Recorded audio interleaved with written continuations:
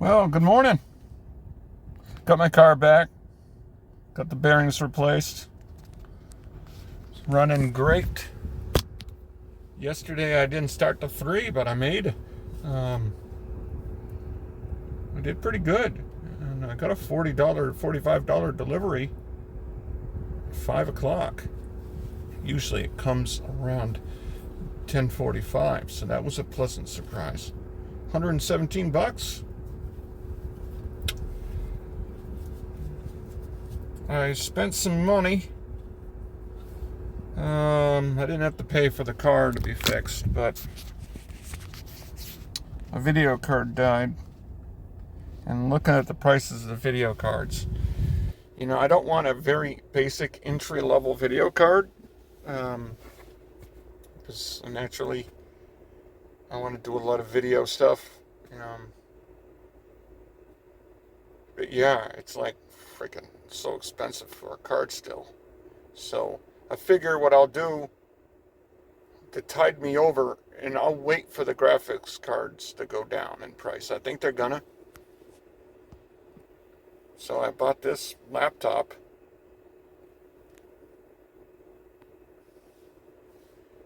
Not bad. I bought the Allstate insurance, no deductible. I can fuck it up and get it replaced. Tech support. Not that I need the tech support anyway, but yeah, 1.5 terabytes. That's the Windows 10 Pro. Um, I don't usually do Intel, but the i7's a good processor, 6 core, NVIDIA. I mean, it's not like a 144 refresh rate monitor, but who cares? That's cheaper than a video card. And a lot of these laptops don't have LAN, and this one does. So, yeah, it's not bad. It has pretty good specs to it. 3.5 pounds, 15.6. And it has a dedicated card to it. And it has the video card memory of 6 GB. And then the memory, it has 16. So, I mean, yeah, it's going to be pretty good. It has a 7200 for the terabyte, but the 512 for the SSD, that's perfect. It has USB 3.1. It has an HDMI too, so I mean, it's not bad. That is not bad. That's not a bad laptop. So I want to get another video card, which then is probably going to make me have to get another power supply, and I'll piecemeal my desktop later. And then, my car has power outlets, so yeah, when I'm camping, I'll be able to edit my movies quicker and faster, um, right on the fly. Um, so that would be pretty cool. It'll make it easier, quicker. So, nah, I think it's a worthwhile investment. 2 years, I can smash it. No deductible. Not that I'm going to smash it anyway, but I'll get a case, and I got a reader coming with it. So then when it comes to my dash cam stuff, it'll be quick and easy. It's my cat. A crazy cat. Thing's nuts, man.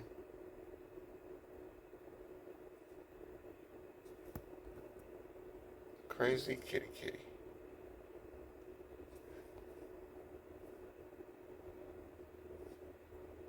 Has pretty cool markings to it.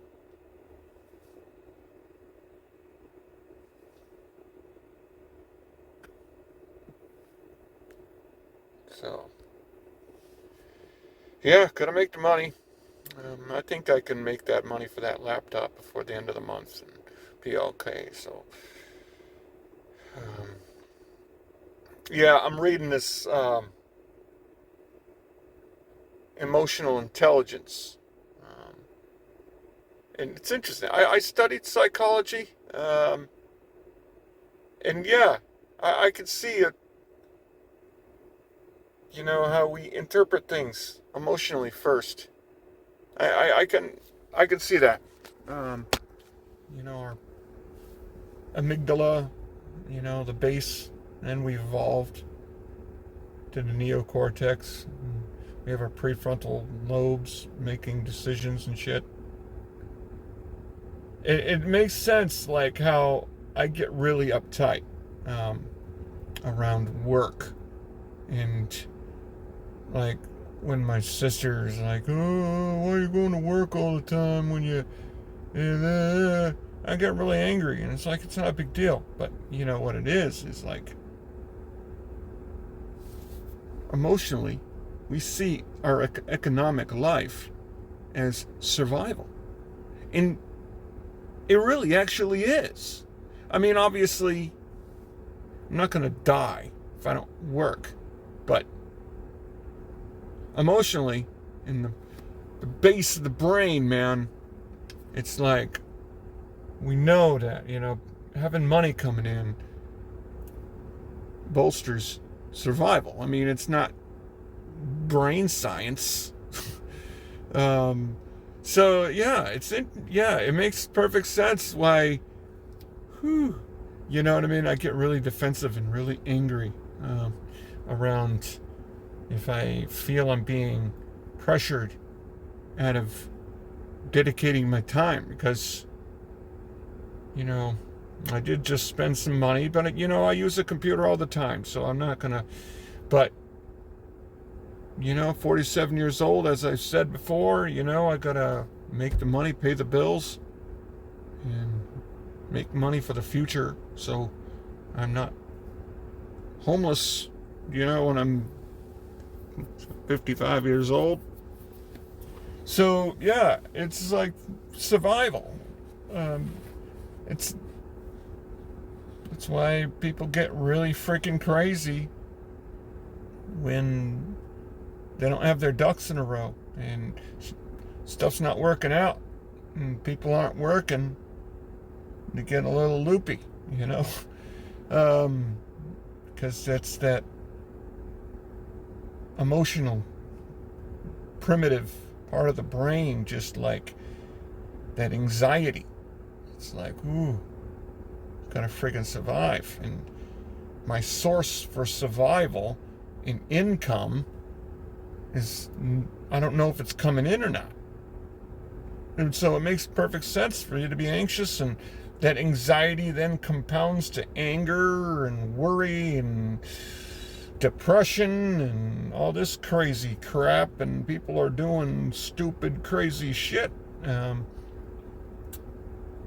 that's the reason why I can see where I have that euphoria when, I mean, I knew that the prices of the Walmart deliveries were going to go down. I mean, I didn't say it was going to last forever, but that euphoria, it's like back in our primitive times, we were being really happy when we had food, because naturally it means we're going to survive. So that rewarding mechanism of the brain's like, yeah, man, woohoo, got food for the day. Don't know if we're going to have it tomorrow, but right now we got food, right? So, yeah. So when I'm nailing those $20 orders, it's just really the same thing. It's like, yeah, this is going to be survival right here. I'm making money. Right now, I'm succeeding, so it turns on that pleasure center, those dopamine center receptors or whatever, So, yeah, I could see where, yeah, you're making that money. You're happy as hell, dude. Because it creates success in your brain. It's like, okay, I can be calm right now. Things are going well, you know. And you can tie it into risk, right? Why people might not want to be at risk, to take risks, because they want security, because naturally security means that survival. You're not going to starve. So I'd rather work for nothing, almost, at least have some job security, than not to know. And that makes sense too. So I can see that. Also, how he talked about how we've evolved in a really quick amount of time. So back in the day, death could happen at any moment.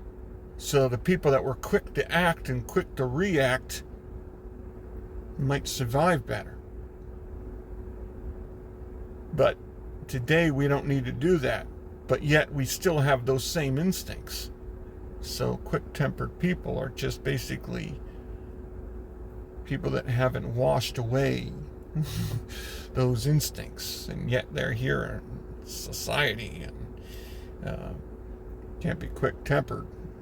You know, it's interesting how, yeah, the way he lays it out, that makes sense. Where people can act and then be like, damn, why did I do that? It's because they've emotionally reacted first before it even got to your prefrontal and your cortex up here and in your forehead. It just bypassed that and went to action, right? So, yeah, it's interesting. That makes perfect sense, man. But I think you can, through reason, be prepared for that, and then help yourself.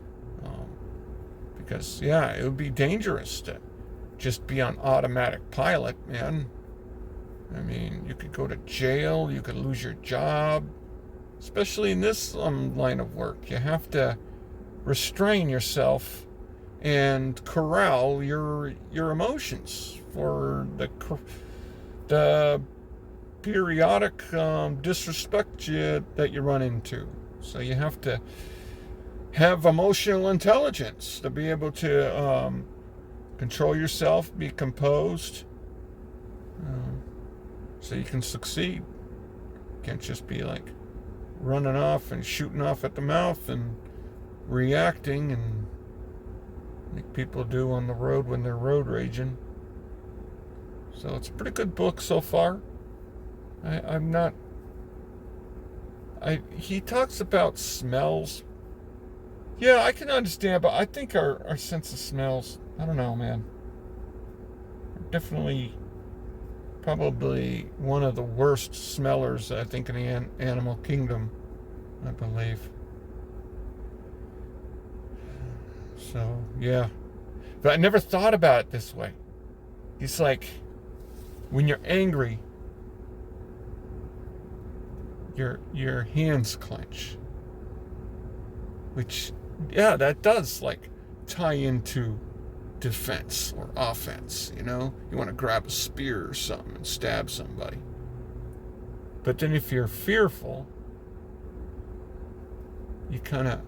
you're getting ready to run. So there's different emotional expressions for the different types of emotions, which, yeah, it makes sense. So that's pretty cool stuff, man. Yeah, people who are emotionally in control or masterful over their emotions, I definitely agree, are the ones who succeed. That Aristotle quote of people who can be angry at the right person, at the right amount, at the right time. It's easier said than done. Yeah, it makes sense, because timing is it's better to have good timing when you're gonna freaking call somebody out on something. Like if they're going through something, probably not the best time to come at them and express your anger at them. Just wait and then do it appropriately, right? That makes sense. That's kind of like the word of the wise, man. Aristotle. That's a good way of looking at it. Like you don't want to kick somebody when they're down, right? So, yeah, good stuff. I could see where our emotions, the economy, sense of survival, primitive shit, making money ties into that. I could definitely see it, because I'm happiest when I'm working. When I'm not working, obviously I'm not the only one, but yeah, I have a hard time taking days off. Just, I don't know, man. I didn't run the last couple days. I'm going to run on Friday. I'm going to do another 15 miles. I'm going to do like a 3 on, 1 off. Stopped eating the desserts every day. It was like 4 days in a row I ate like dessert. I was cheating like crazy. So I'm back on track to my diet. I'm up to 190 pounds. Yeah, so that eating those desserts, not a big deal, but it got me craving, man. All of a sudden, yeah, I felt like I was falling off the wagon or something. It was weird. I had these cravings to go and freaking, yeah, now it's under control. So, yeah, perhaps that's tied into emotions.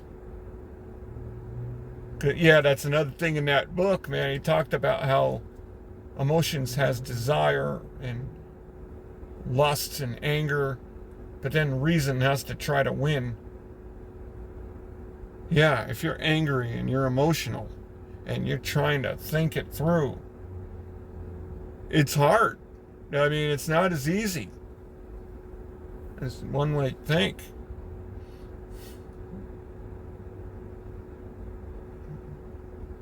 So, if you practice restraint, I guess it's easier then not to get in trouble. I guess then is that where people are thinking about like the fatalistic idea that, you know, you're determined to be who you are. You're either going to be violent or you're not going to be violent. You know, they think that way. Because, like, if you were violent, you would have been, because you wouldn't have won the war in your mind, in your heart, to not act violent in situations. I don't know, man. I'm not really a determinist like that, man. I think people can change. I've had situations in life where things were unfair and I didn't get violent, so that kind of helped me realize I'm not as bad as I think I am, because I didn't. But I think if I had the impulse to be violent, I don't know if I'd win or not. If I would not be violent or not. It's like a little bit of a nervous thing, you know. It's like, it's nerve-wracking. I mean, it's not nerve-wracking, but it makes you like, whoo, yeah, Jesus. Maybe it's because I don't have those impulses. That's the reason why I've stayed non-violent. So, what if I did have those impulses? Then I guess I mean, obviously, reason-wise, in my mind, I wouldn't want to be violent, so therefore, naturally, I would try to not be violent. What would win? You know what I mean? It's interesting.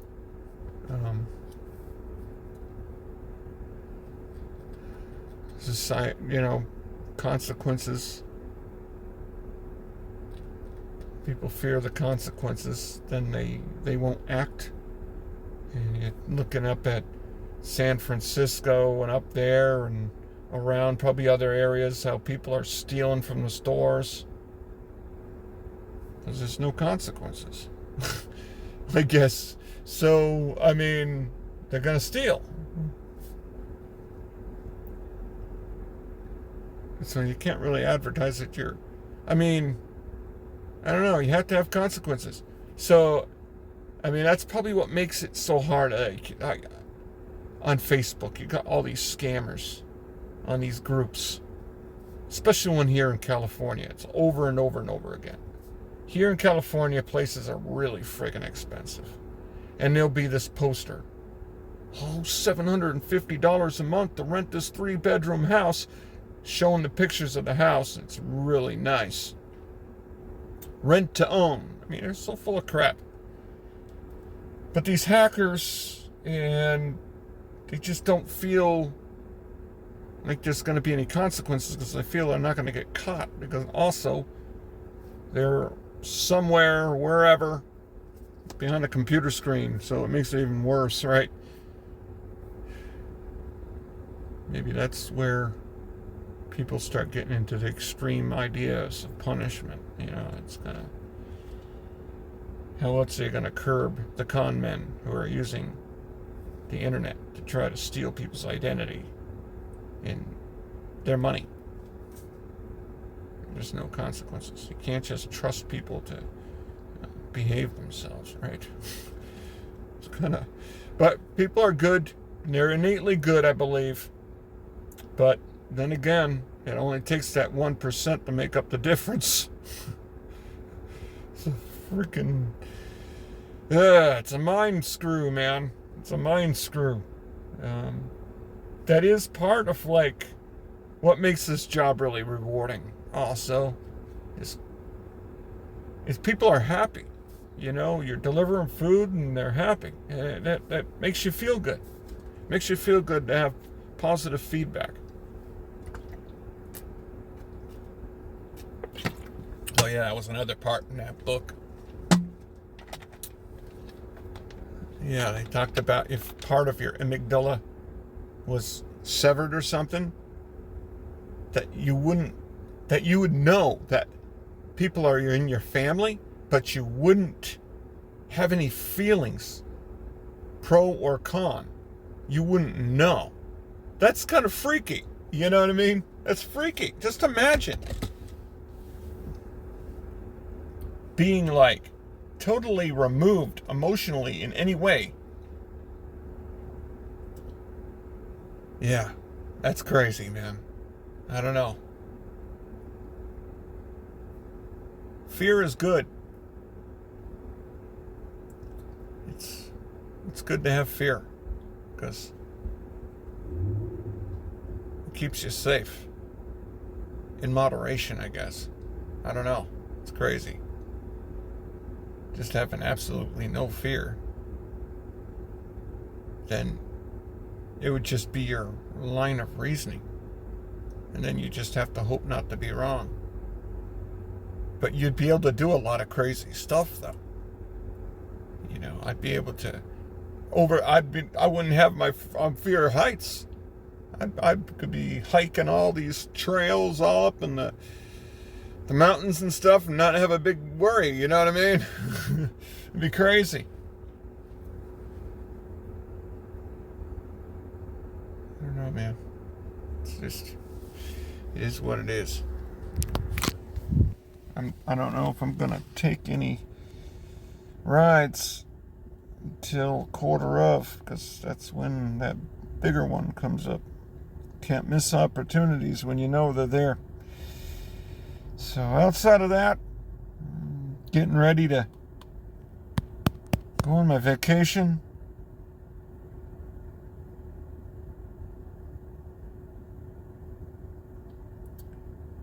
Staying healthy. Hope you guys are too.